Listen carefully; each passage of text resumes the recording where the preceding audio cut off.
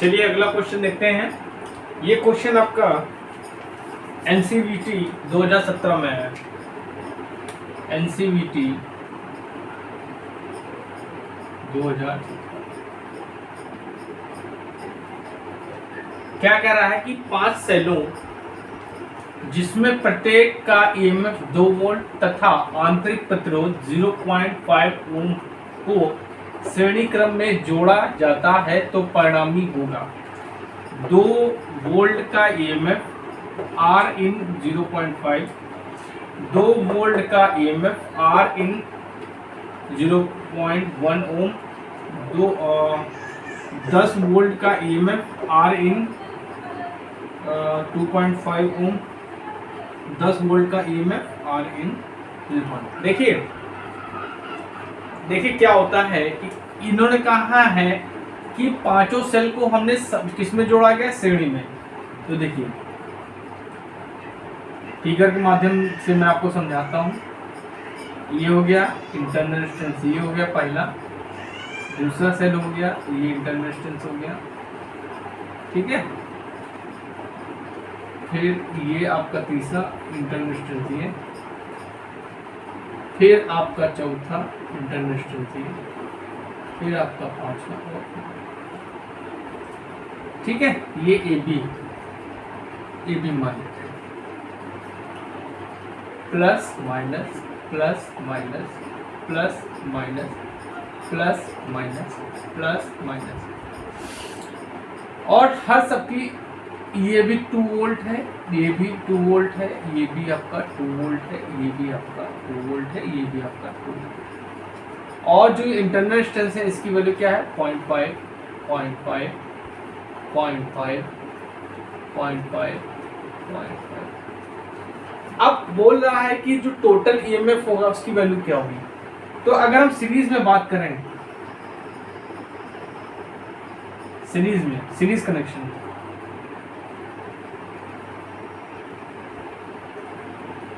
तो total EMF जो होता है N इंटू ई होता है। क्या होता है N इंटू ई। कितने आपके ईएमएफ है 5, और सबकी वैल्यू कितनी है 1 की 2 है, तो क्या होगा 5 गुणे 2 वोल्ट, तो कितना होगा टोटल ईएमएफ आपका आ जाएगा 10 वोल्ट, ठीक। और इंटरनल रेजिस्टेंस की बात करें सीरीज में, अब यही चीज अगर आपका, ठीक है। अब इंटरनल रेजिस्टेंस की बात करें, इंटरनल रेजिस्टेंस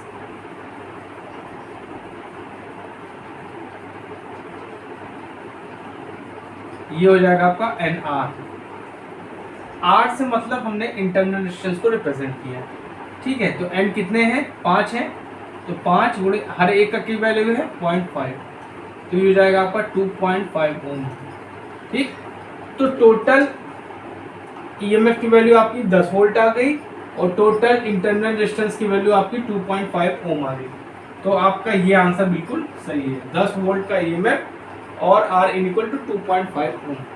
अगर यही चीज आपका पैरेलल में पूछता, ठीक है, पैरेलल में पूछता, तो पैरेलल में जो पैरेलल में पूछता, पैरेलल कनेक्शन में, तो ये आपका ईएमएफ इसमें होता है आपका 2 वोल्ट, ठीक है। पैरेलल कनेक्शन में ई की वैल्यू क्या होती है, सेम रहती है, ई रहता है, ठीक है। और जो आपका इंटरनल रेजिस्टेंस हो जाता, इंटरनल रेजिस्टेंस वो हो जाता R बाई एन, ठीक है। तो R आपका कितना था 0.5, और 5 से डिवाइड करते हैं, ठीक। तो ये आता आपका 0.1। नोट कर लीजिए, बहुत ही अच्छी चीज हमने आपको बताई है, ठीक है।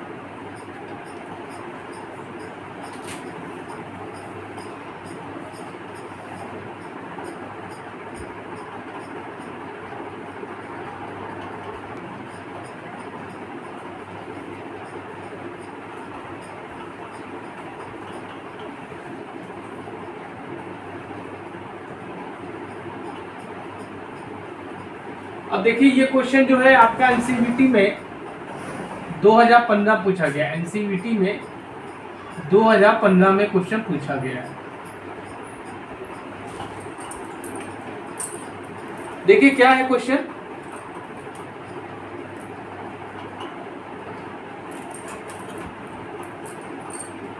कि 120 एम्पियर आवर क्षमता वाली बैटरी कितनी अवधि तक 8 एम्पियर धारा दे सकती है? 20 घंटे, 15 घंटे, 12 घंटे, 8 घंटे। तो देखिए धारा इक्वल टू क्या होता है,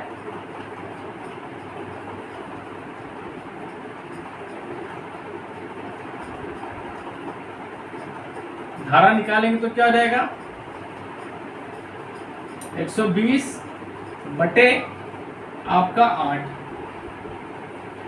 4 दूनी 8, 4 तिहाई 12, तो 30 बटे 2, तो कितने देगी घंटा, 15 घंटा आपकी करंट देगा। तो इसमें आंसर क्या हो जाएगा आपका, 15 घंटा। नोट कर लीजिए।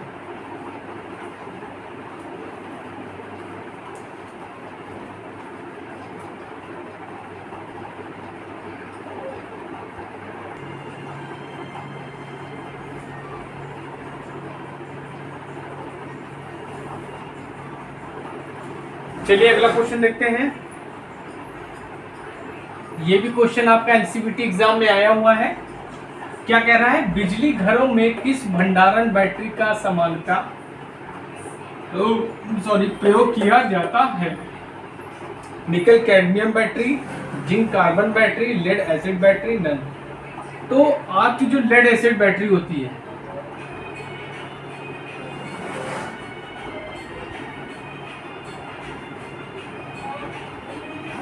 इसका प्रयोग किया जाता है। तो इसमें आंसर क्या होगा, लेड एसिड बैटरी। वर्तमान में इसका ज्यादा प्रयोग होता है, वर्तमान में इसका प्रयोग ज्यादा है।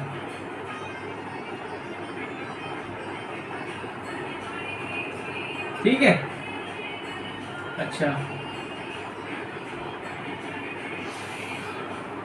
इसकी जो दक्षता होती है,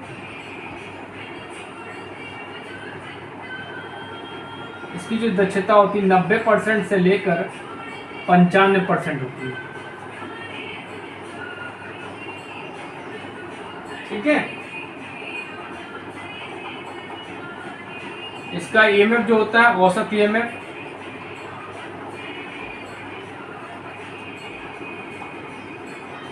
ये आपका होता है 2.1 वोल्ट। ठीक है, और क्या है इसकी खास बात कि ये आपकी सेकेंडरी टाइप होती है, सेकेंडरी टाइप होती है, मतलब इसको हम लोग चार्ज करके फिर यूज कर सकते हैं। ठीक है, और इसमें क्या खास बात है, इसका जो आपका आंतरिक प्रतिरोध होता है वो कम होता है, आंतरिक प्रतिरोध कम होता है।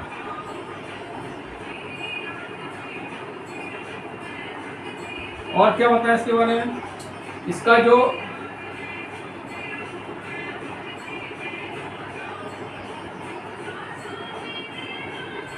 धनात्मक प्लेट होता है, धनात्मक प्लेट वो क्या होता है, PbO। ठीक है, लेड परऑक्साइड। और जो ऋणात्मक होता है प्लेट, वो स्पंजी सीसा होता है, स्पंजी सीसा। नोट कर लीजिए।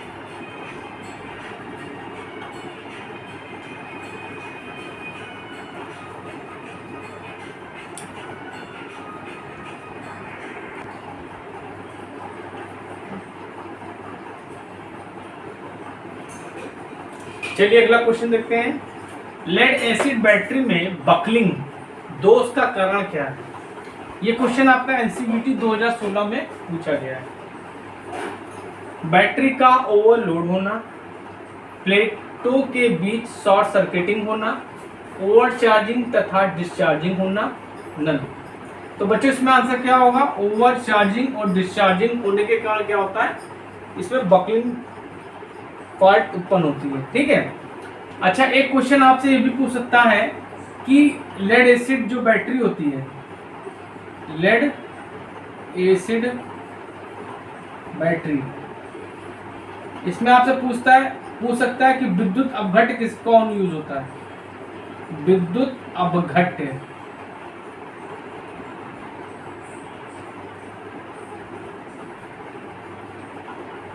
तो इसमें यूज होता है आपका H2SO4। कौन यूज होता है? H2SO4, sulphuric acid. नोट कर लीजिए।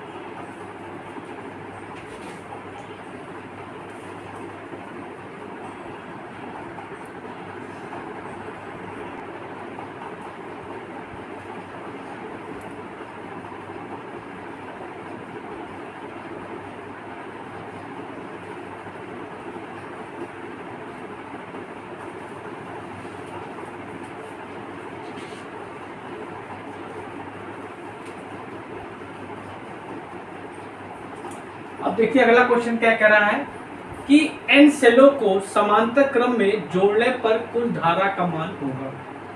देखिए इसको चलो फिगर से माध्यम से आपको समझाते हैं। जैसे आपके कुछ सेल हो गए,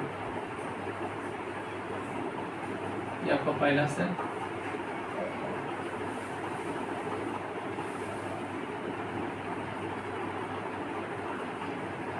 ये आपका दूसरा सेल, ठीक, ये आपका तीसरा सेल, और इनको भी सप्लाई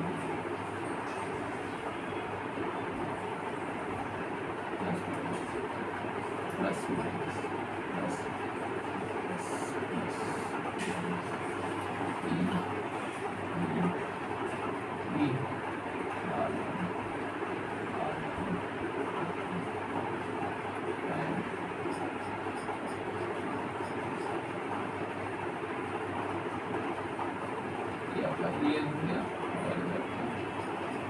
ठीक।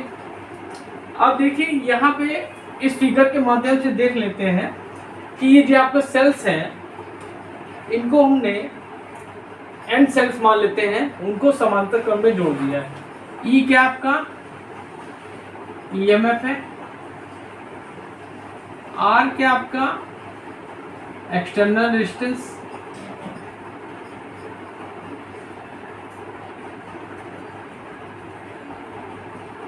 R क्या आपका इंटरनल रेजिस्टेंस।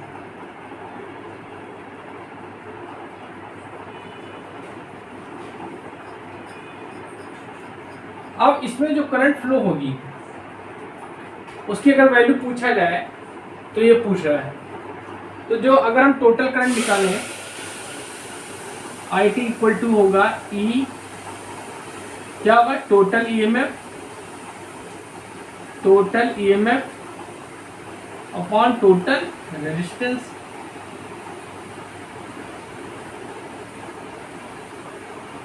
तो टोटल EMF क्या होगा? EMF आपका सेम रहेगा, तो पहले में कनेक्टेड है, और ये हो जाएगा R प्लस R/N।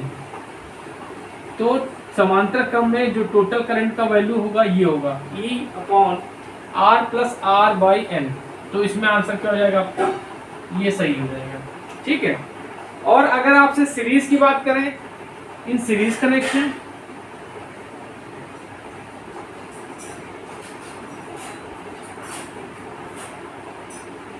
कनेक्शन जो करंट होगी वो क्या होगी आपकी NE upon R plus NR होगी। क्लियर है? अच्छा, एक बात ध्यान रखिएगा, समांतर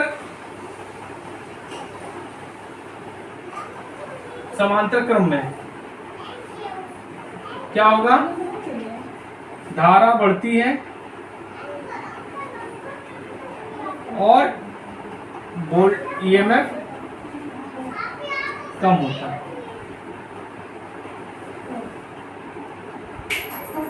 ठीक है,